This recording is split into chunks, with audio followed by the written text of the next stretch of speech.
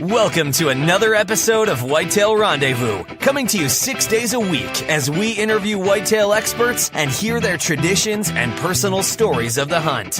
Learn more about the latest gear, discover proven tips, and the latest strategies so you can make your next hunt a success. Now here's your host, Bruce Hutchin.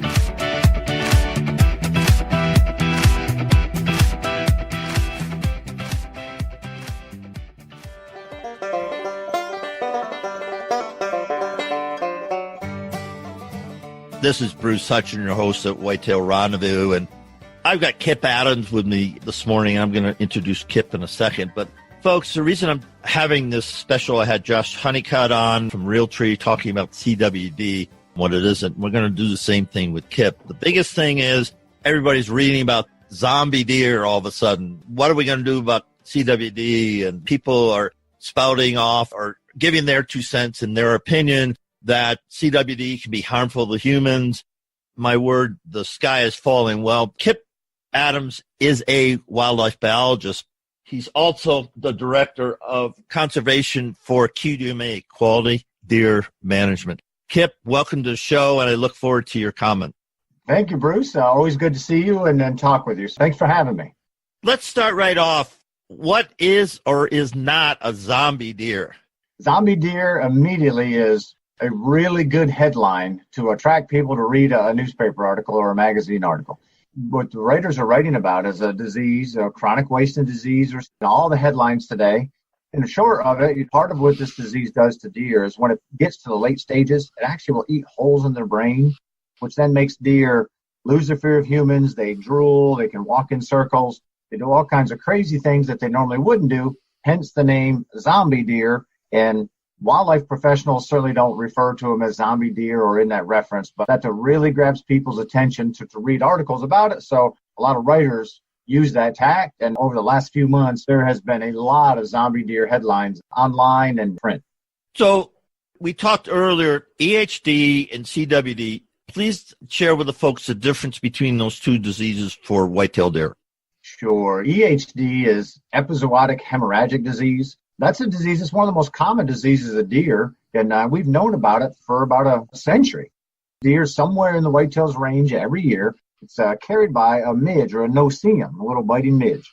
So, it's a viral disease that deer can get by these midges, and then as the midge lands and bites a deer that has it, gets a blood meal, it actually can then take that, and if it bites another deer that doesn't have it, transfer that disease to another deer.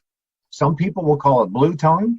The reason is there is a series of blue tongue viruses that are very similar to the epizootic hemorrhagic disease viruses, and they all cause the same thing. So a lot of people just refer to that disease as hemorrhagic disease.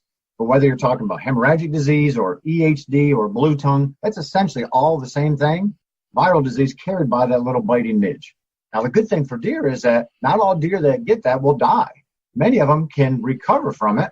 And then if they do so, they develop antibodies that it keeps them from getting that again in the future. So very common disease of deer. We've known about it for a long time.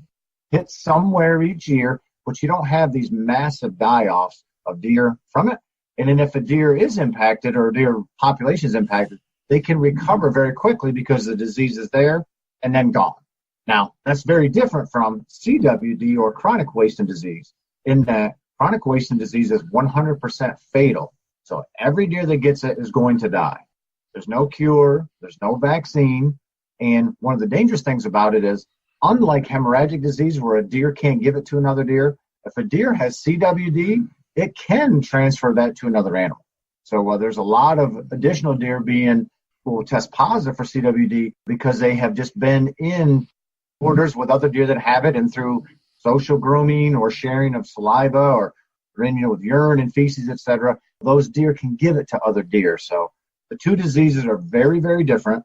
We know that CWD has no cure, and the bad thing about it is it kind of slowly infiltrates a deer herd.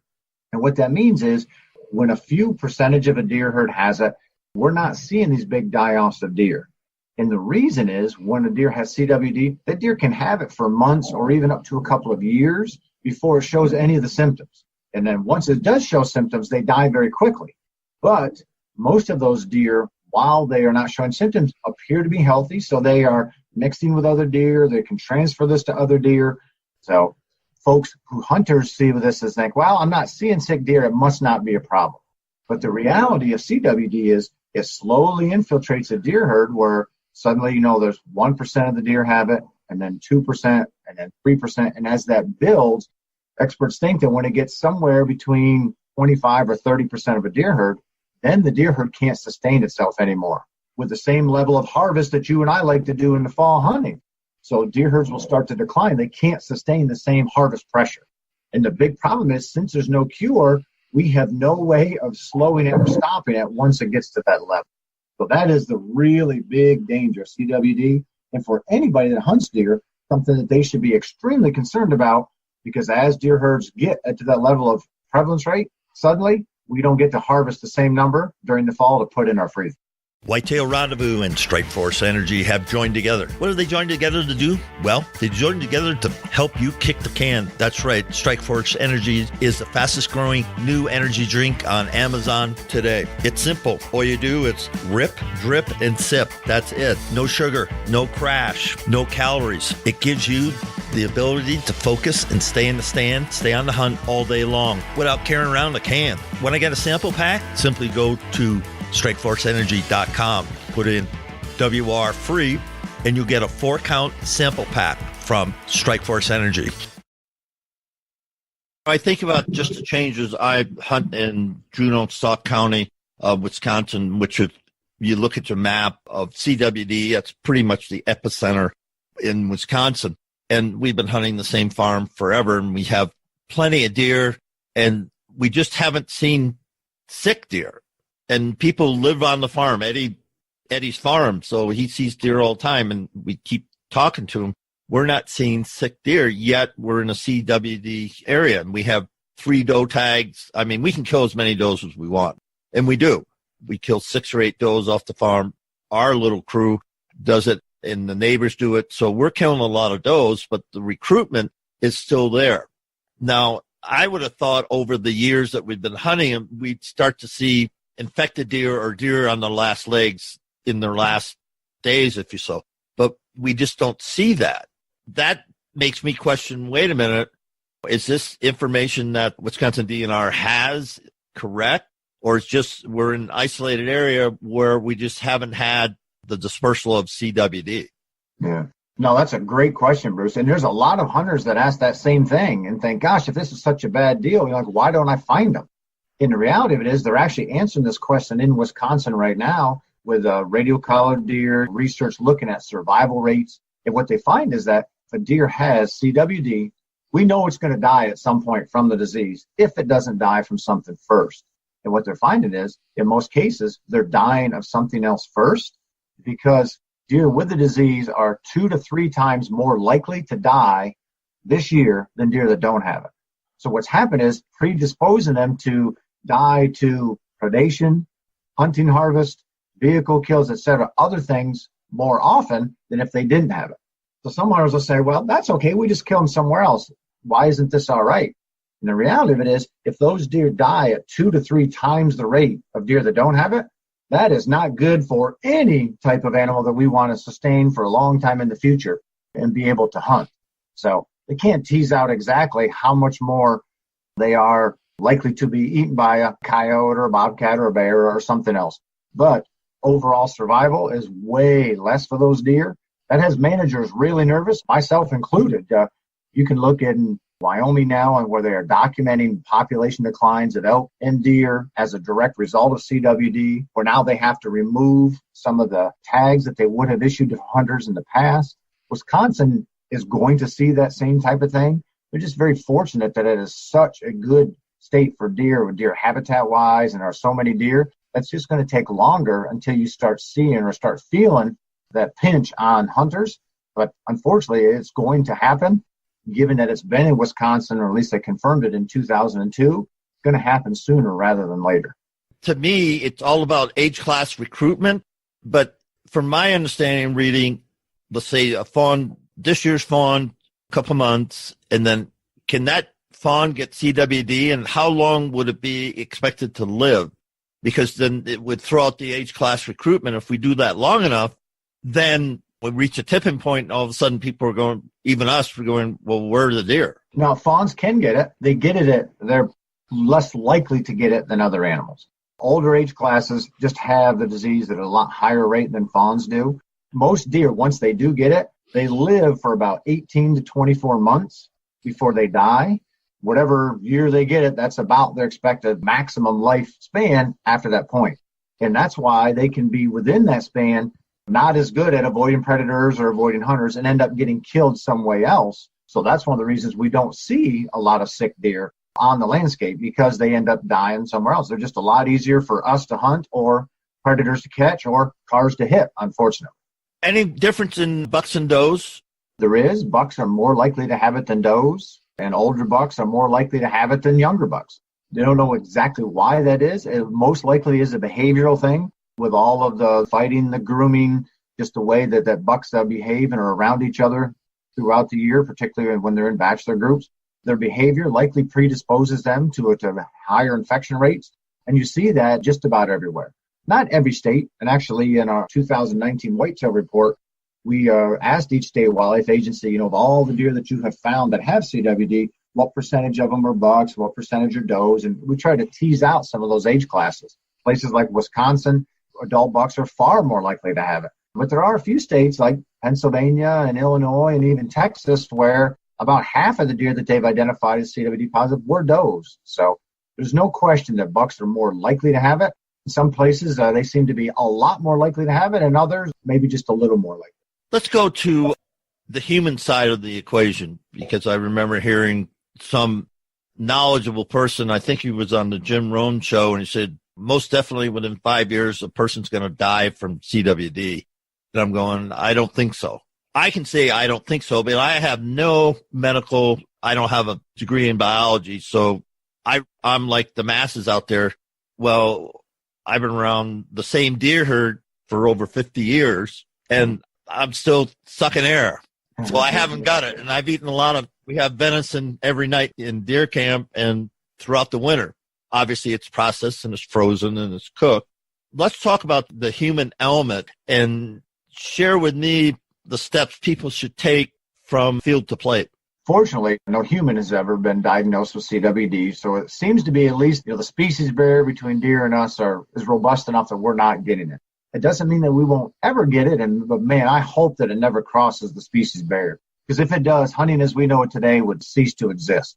The Centers for Disease Control and the World Health Organization both recommend that if you harvest a deer in an area that is known to have it, that you have that deer tested, and if it tests positive, that you don't eat it. So, you should not eat a deer that does test positive for it. So it's just a good thing to have that deer tested just to be sure. There's no sense in eating a deer that may have something that you can get, when testing is available today. So we strongly encourage people, if you're in the CWD zone, have your deer or elk tested before you eat it. Wait for that test to come back. And then if it comes back negative, then absolutely consume that animal and share it with family and friends. If a deer does have CWD, there's no way to do anything to that deer to try to get rid of the prion. So it's just not wise to eat a deer or elk that does test positive.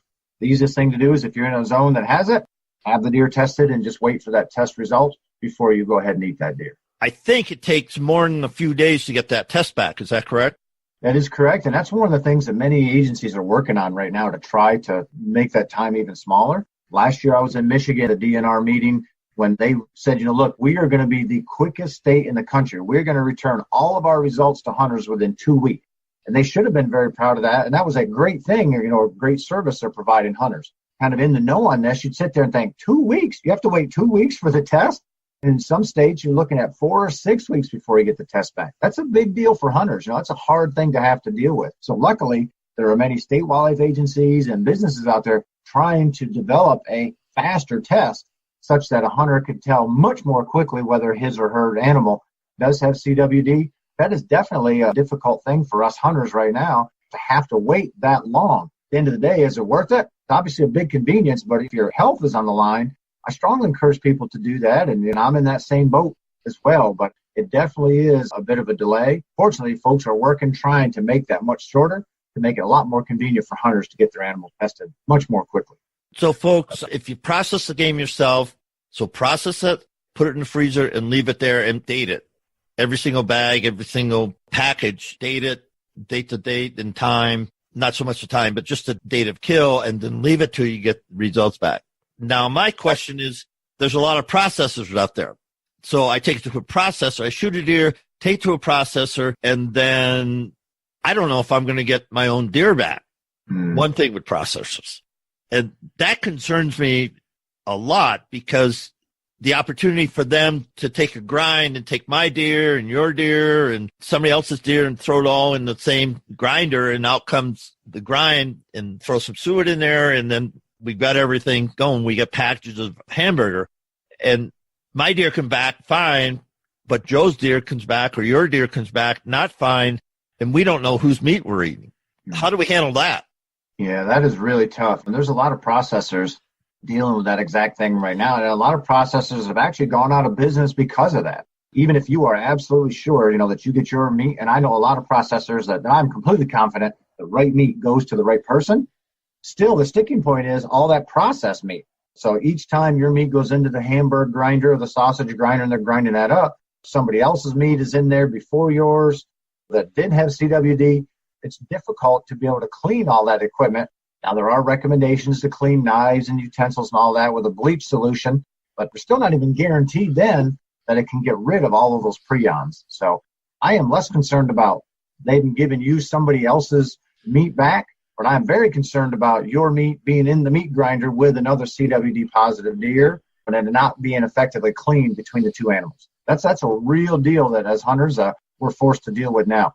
I process all of my own meat that we shoot here in Pennsylvania, but there are times that I'm hunting other states. I just simply don't have the luxury to do that. So there's a lot of hunters like that. There's more hunters today processing their own probably than ever before, partly to get around some of this, but we need to give hunters some help and processors some help for the situation that you just described, because there are definitely situations that you just absolutely cannot get around that.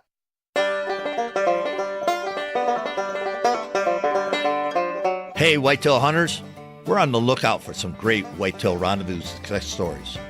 If you listen to 1 or 100 Whitetail Rendezvous podcasts and learned an insight from an episode that upped your confidence or success while hunting whitetails, and you feel your story is something that other hunters could learn from, we'd love for you to share your story.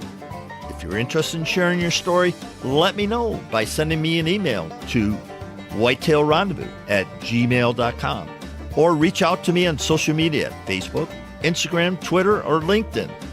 Just message me there and I'll get in touch. Again, please send me an email to whitetailrendezvous.com and I'll contact you. We'll be sharing your story with all of the Whitetail Rendezvous community. And just wait. For the first 40 hunters that share their story, there'll be a surprise bonus for each of you. It's our way of saying thanks for helping the other hunters in the Whitetail Rendezvous community to be more successful this fall. Stay tuned for some exciting things coming from Whitetail Rendezvous this year.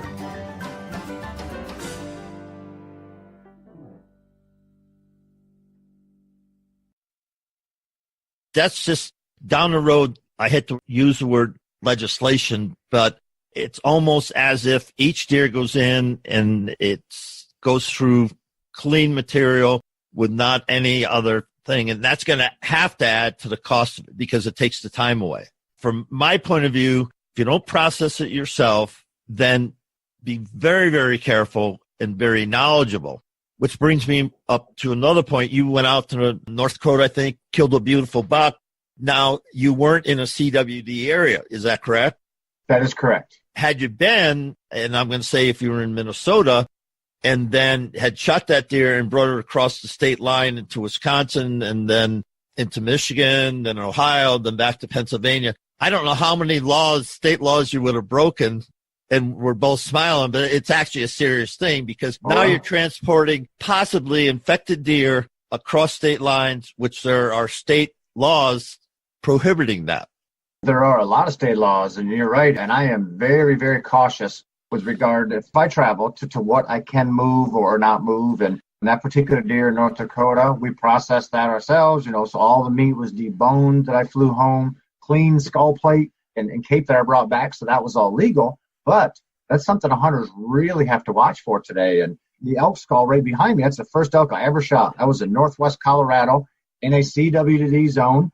And there were other guys in camp that shot out that were going to leave with them. And I said, you can't leave with that skull. Literally cannot leave this state and travel back to your state, with the eyes and the brain and all of that in your skull. The one that's behind me, luckily where we were, we got an old cattle trough and got a fire going. And I cleaned that skull up, literally removed all the brain, the eyes, everything was out of that so that I could legally leave with it. And but I have a zero tolerance policy for being around anybody that I hunt with that doesn't follow all the rules. So I made sure that I did. But you're right, there's some folks that just don't know what the rules are. At QDMA, we've actually called for all states to try to standardize the rules more where, there's a lot of places that probably have CWD that we haven't identified yet. We ought to just be standard. Like, look, you just don't travel with the backbone of deer or elk anymore or with the brain. You just have to clean that stuff before you leave the state and go somewhere else. And I know it's an inconvenience to hunters and it's an inconvenience for me when I travel and you when you travel. But at the end of the day, I think it's an inconvenience, worthy of doing to make sure that I'm not helping the spread of CWD to your state or somebody else's state either. But there's many more restrictions today. Some states are a lot more restrictive than others, but as hunters, we really should take a close look if we're traveling to see, hey, let's make sure that I'm not taking something back that I'm not supposed to. My 2 cents on that, folks, is know the regs. Come out with Deer Hunting Institute course, and one of them is know the rules about hunting, whether you're hunting in different counties, different states, in different countries. But it's up to you as the hunter to know the rules. So we both know stories about, oh, gee, I didn't know that. And maybe you didn't, but guess what? You bought the tag and you should have known the rules, period.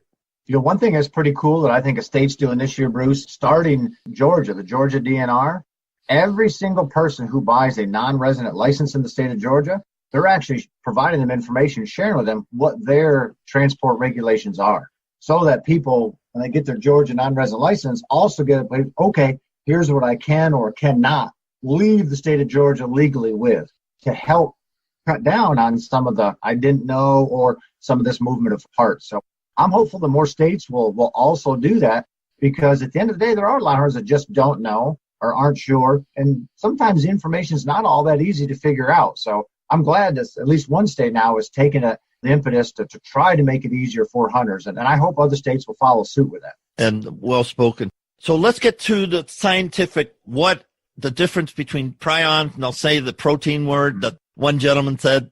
Oh, the spiroplasm. Spiroplasm. And folks, again, my lack of wildlife biologists and tongue twisters gets me, but there's an article that was written that, we found, a person has found or thought they found a solution, a cure for CWD. So I want Kip to address what the QDMA people believe to be the factual information behind the prions.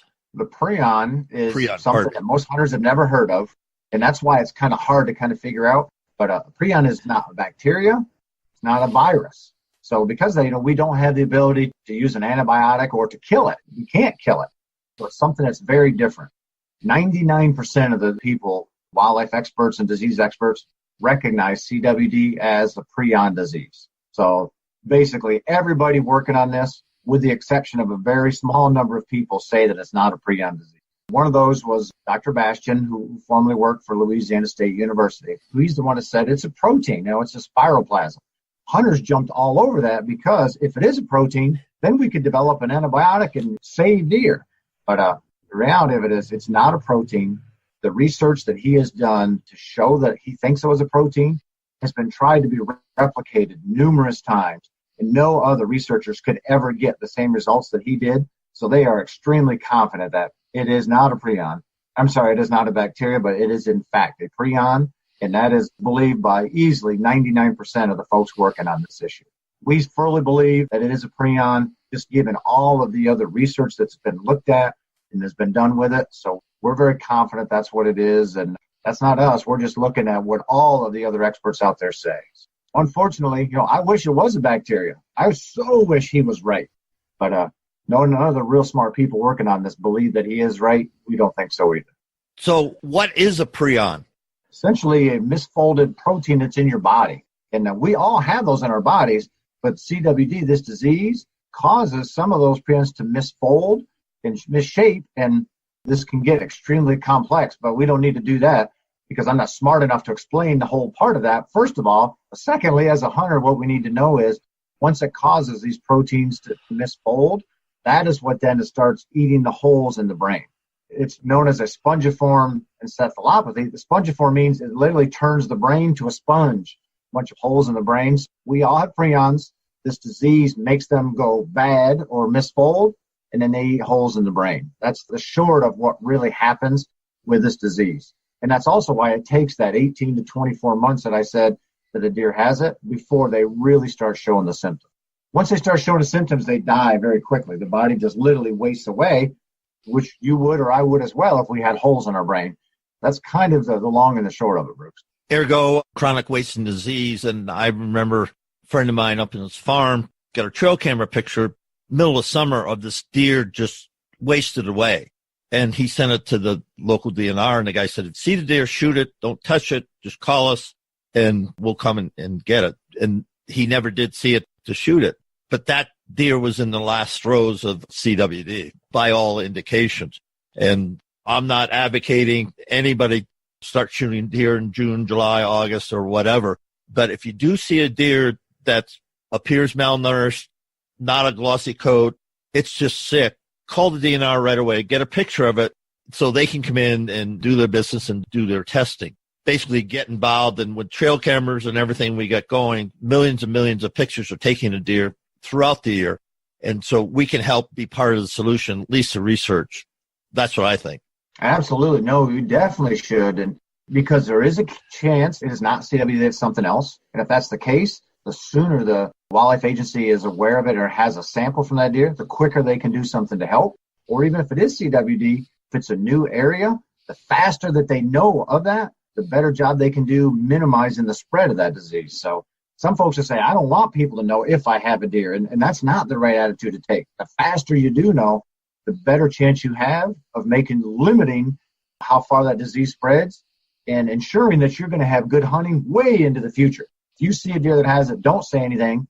If you let that spread to 2, 5, 10, 50 deer, what you're really doing is negatively impacting your future hunting. So it's much better to let the wildlife agencies know as quickly as possible because that helps hunters now and in the future. Yeah, and it helps the deer herd. A lot of people out there don't think that we're conservationists, don't think that all we do is go out and kill deer and eat deer. But the conservationists are the driving force because we're billion-dollar stakeholders in this game. And the hunting tradition is rich throughout the country. And because of that, we want to be at the forefront of being part of the solution, not part of the problem. That's for sure. There's people who raise deer. There's deer farmers. And when you raise deer, I raise deer. I don't raise deer, but I'm saying you have a farm in Pennsylvania. I have a farm in Colorado. You want to buy this buck for breeding, and we're going to swap bucks. So we're shipping a deer from Pennsylvania to Colorado and vice versa. And that happens all the time. What impact does that have on CWD?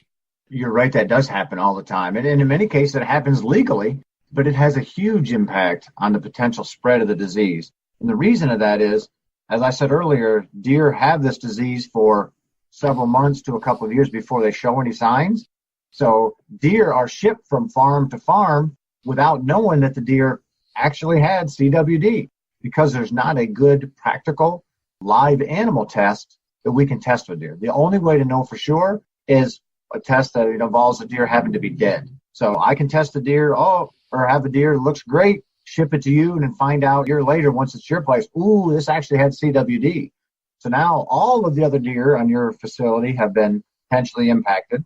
And if you have then shipped them to another farm, this stuff happens all the time. And this is why moving deer between facilities is such a dangerous, dangerous game for free-ranging deer. Well, it's a dangerous game for the captive deer herd as well. So I would love to see a good live deer test we could do. Now, the captive folks are like the same thing, because they don't want to be shipping deer that have the disease without knowing it. But from a free-ranging deer standpoint, from a hunter standpoint, That's the real danger. And that's why QDMA, we said, you know what, right now, the two best things that we can do to help minimize the spread of CWD is, one, stop all live movement of deer.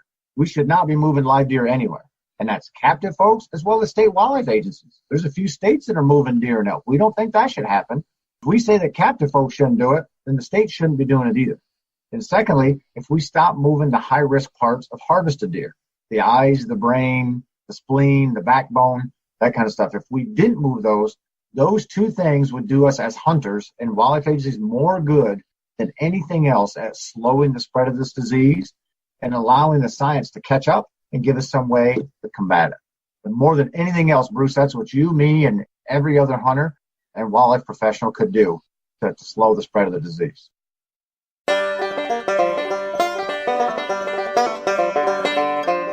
Hey, thanks for listening to the show tonight. Before we go, can I take a moment and say thank you? Listen, as we started the Whitetail Rendezvous podcast journey, we had no idea what to expect. But after 4 years, we received a ton of feedback from our over 400,000 listeners and climbing to 500,000. Speaking of which, we are now closing in on over 600 featured guests. Thank you. And a quick shout out to all those who have left an iTunes review and your feedback. I get those and really appreciate it. And it's awesome to see what you have to say, and we do read every single one of them. And I just want you to know that I am incredibly grateful for your kind words regarding the show. And all of the ratings and reviews help us attract more listeners. And if you're one of those new listeners, welcome. Great to have you. By the way, if you haven't taken the time to rate and review our show and like the Hunting on Private Land strategy on how to get permission to hunt a private property, go to whitetailrendezvous.com as a special gift for just rating and reviewing our show. When you get there, look for the start button to get the details. Listen, I'll share you the top technique from some of the top hunters in the country on how do they get permission to hunt on private land. I'll share with you the exact techniques they use to get permission. As my way of saying thanks for rating and reviewing the show on iTunes. So join us next time. And remember, we're all on this journey together, learning, sharing, and becoming 365 hunters.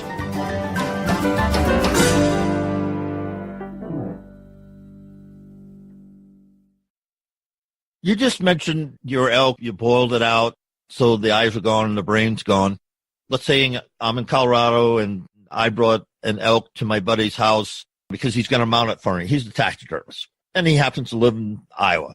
But I've got the brain still in, the eye still in, the hide still on it. It's just the head. How does that in itself spread CWD? But as you drive it there, in itself, it probably wouldn't or isn't. What happens is once you get it there, if it's from a CWD zone, it would depend on what that taxidermist did with it. So if he or she put it in a dumpster and it went right to a landfill, probably nothing or very little anyway.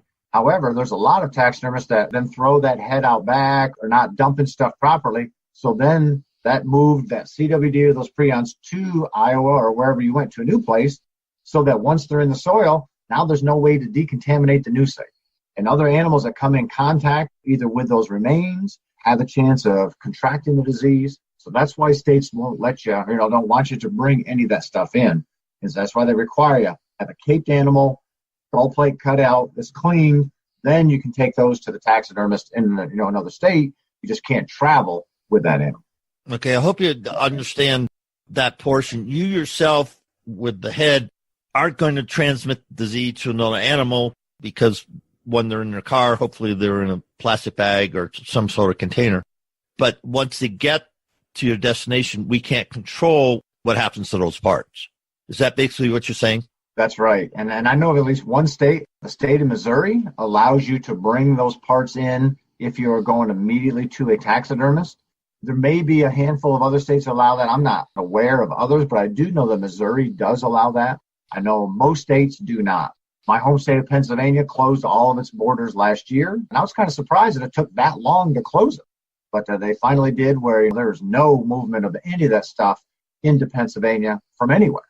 I live right on the Pennsylvania-New York line. I literally live 2 miles from New York. I have friends that hunt in New York that live in Pennsylvania that no longer can bring deer that they shoot across the line home until they are deboned and all of that first. Like I said earlier, it is an inconvenience for sure, but I think it's an inconvenience that we need to take as hunters to make sure that we get to hunt a long time in the future. Well said. Kip, how does somebody get a hold of that article at QDMA?